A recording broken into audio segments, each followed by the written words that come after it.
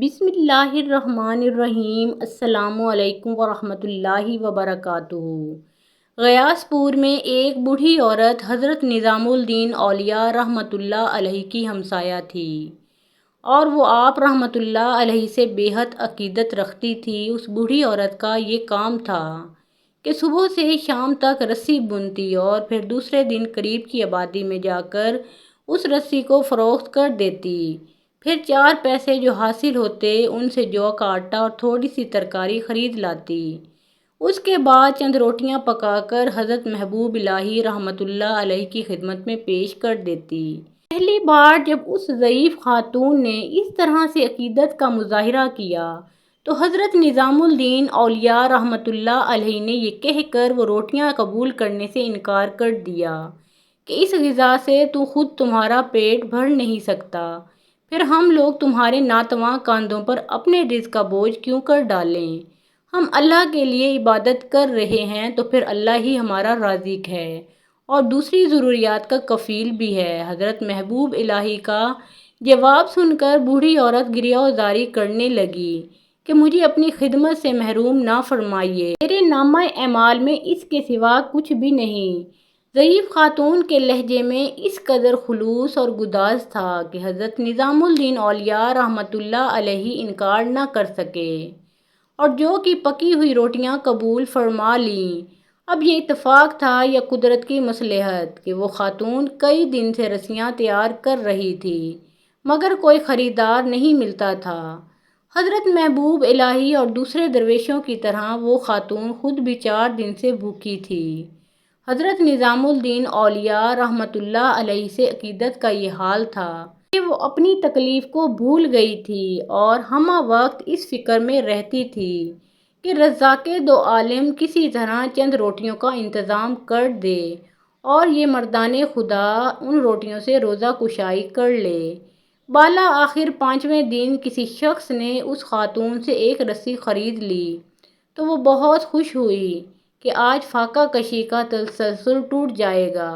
رسی فروخت کرنے کے بعد جو رقم حاصل ہوئی وہ محض اتنی سی تھی کہ اس سے 1 سیر جو کا آٹا خریدا جا سکتا تھا۔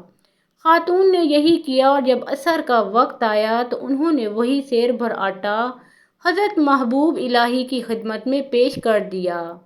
حضرت نظام الدین اولیاء رحمۃ اللہ علیہ کچھ دیر تک سوچتے رہے، پھر مولانا کمال الدین یعقوب رحمۃ اللہ علیہ کو حکم دیتے ہوئے فرمایا، یہ نظر خلوص ہے، اسے قبول کر لو اور آٹے کو دیگ میں ڈال کر پکنے کے لیے رکھ دو۔ حضرت شیخ کمال الدین یعقوب رحمۃ اللہ علیہ نے پیر و مرشد کے حکم پر عمل کرتے ہوئے جو کے آٹے کو دیگ میں ڈال دیا اور پھر زیادہ مقدار میں پانی بھر دیا۔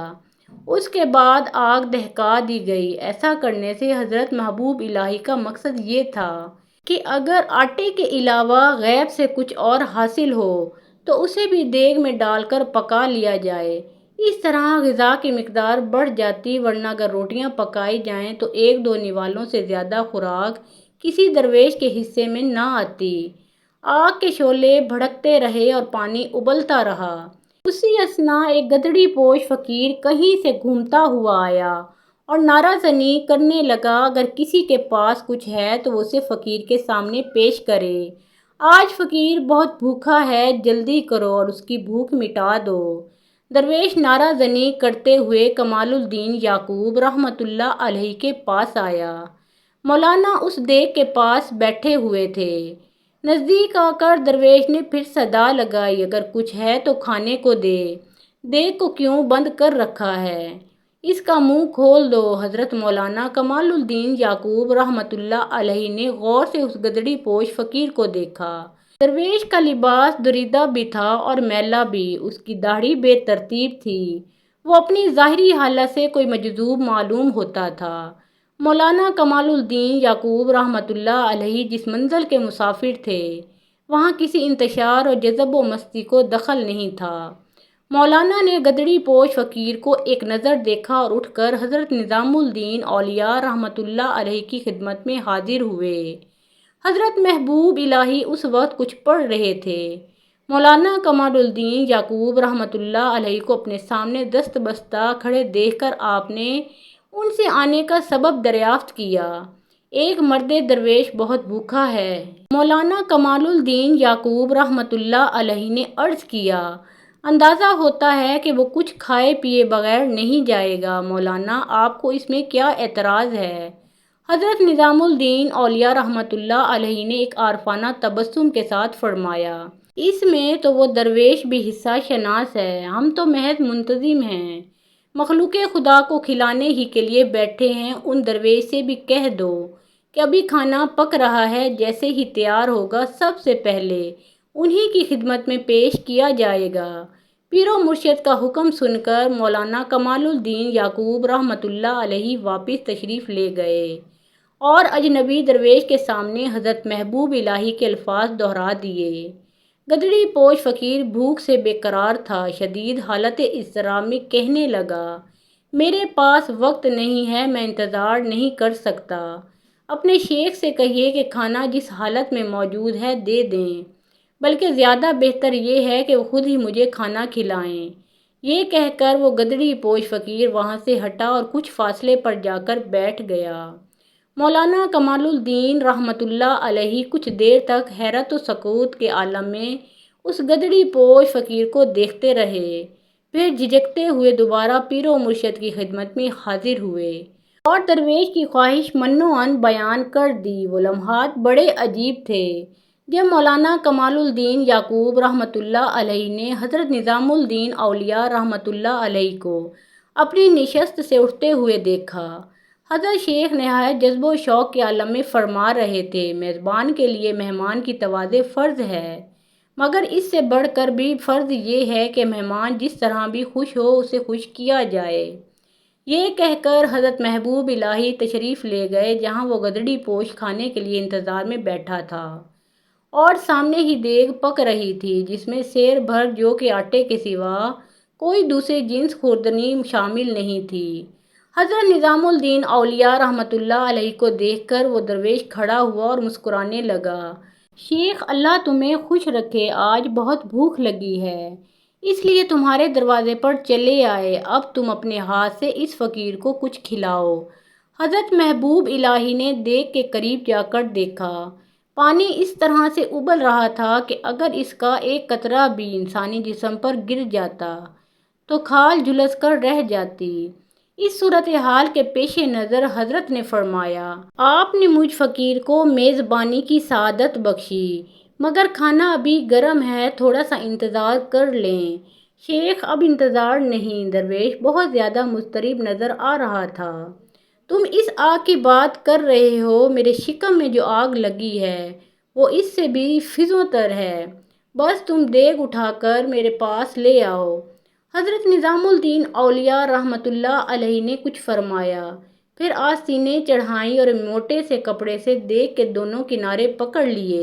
پیر و مرشد کے اس عمل کو دیکھ کر مولانا کمال الدین یعقوب رحمۃ اللہ علیہ آگے بڑھے، مگر حضرت محبوب الہی رحمۃ اللہ علیہ نے انہیں یہ کہہ کر روک دیا کہ میزبان کو مہمان کی مرضی کا لحاظ رکھنا چاہیے، اور ہمارا مہمان یہی چاہتا ہے کہ میں اپنے ہاتھوں سے اس کی تواضع کروں۔ اس کے بعد حضرت نظام الدین اولیاء رحمۃ اللہ علیہ دیگ اٹھا کر اس درویش کے پاس لے گئے۔ مولانا کمال الدین یعقوب رحمۃ اللہ علیہ کو گدڑی پوش کی یہ ادا سخت ناگوار گزری تھی کہ اس نے اپنی جگہ سے حرکت تک نہ کی اور اس طرح بیٹھا رہا جیسے خانقاہ کے لوگ اس کی خدمت گار ہوں۔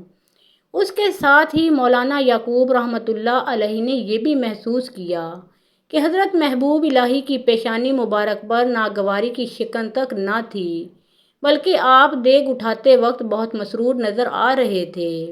حضرت نظام الدین اولیاء رحمۃ اللہ علیہ دیگ اٹھا کر اس درویش کے قریب پہنچے تو وہ بھوک کی شدت سے اس قدر مضطرب ہوا کہ اس نے ابلتے ہوئے پانی میں بے جھجک اپنا ہاتھ ڈال دیا۔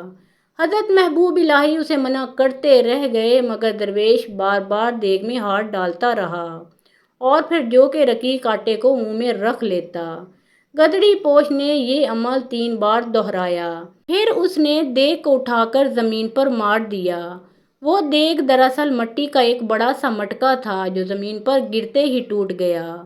حضرت نظام الدین اولیاء رحمۃ اللہ علیہ نہایت صبر و سکون سے درویش کی اس اضطراری حرکت کو دیکھتے رہے، مگر مولانا کمال الدین یعقوب رحمۃ اللہ علیہ خاموش نہ رہ سکے۔ مہمان، تم نے یہ کیا کیا؟ مولانا کے لہجے سے تلخی کا رنگ نمایاں تھا۔ تمہیں معلوم بھی ہے کہ اس پانی جیسی غذا سے کچھ اور بندگان خدا بھی روزہ کشائی کرتے، مگر افسوس تم نے دوسروں کی بھوک کو نظر انداز کر دیا۔ تم نہیں جانتے کہ یہ درویشان خدا کتنے دن کے فاقے سے ہیں۔ میں اللہ کے حکم سے یہ بات جانتا تھا، مگر کیا کرتا کہ میرے لیے اللہ کا یہی حکم ہے۔ درویش بڑی بے نیازی کے عالم میں بول رہا تھا، مجھ سے یہی کہا گیا تھا کہ میں اس دیگ کو توڑ دوں۔ یہ کہہ کر گدری پوش حضرت محبوب الہی کے قریب آیا اور نہایت محبت آمیز نظروں سے دیکھتے ہوئے کہنے لگا، شیخ نظام الدین رحمۃ اللہ علیہ، تمہیں بابا فرید گنج رحمۃ اللہ علیہ نے نعمت باطنی بخشی اور میں نے تمہاری فاقہ کشی کی دیگ کو توڑ دیا۔ اب تم سلطان ظاہری بھی ہو اور سلطان باطنی بھی ہو۔ یہ کہہ کر وہ درویش تیز قدموں سے واپس چلا گیا اور تھوڑی دور جا کر غائب ہو گیا۔ مولانا کمال الدین یعقوب رحمۃ اللہ علیہ حیرت سے اپنے پیر و مرشد کی طرف دیکھنے لگے۔ حضرت محبوب الہی رحمۃ اللہ علیہ نے اپنے مرید کی حیرت دور کرنے کے لیے فرمایا، مولانا، اللہ کی قدرت بھی لامحدود ہے اور اس کا کرم بھی۔ انسان عاجز ہیں کہ وہ توفیق الہی کے بغیر کچھ بھی نہیں سمجھ سکتا۔ ہم نہیں جانتے کہ کس بھیس میں کون ہے۔ آؤ اپنے اللہ کا ذکر کریں کہ تمام تعریفیں اللہ ہی کے لیے ہیں۔ اس گدڑی پوش درویش نے حضرت نظام الدین اولیاء رحمۃ اللہ علیہ کو سلطان ظاہری و باطنی کہہ کر پکارا تھا، اس لیے آپ رحمۃ اللہ علیہ کا ایک لقب سلطان المشائخ بھی ہے۔ سیرت حضرت نظام الدین اولیاء رحمۃ اللہ علیہ۔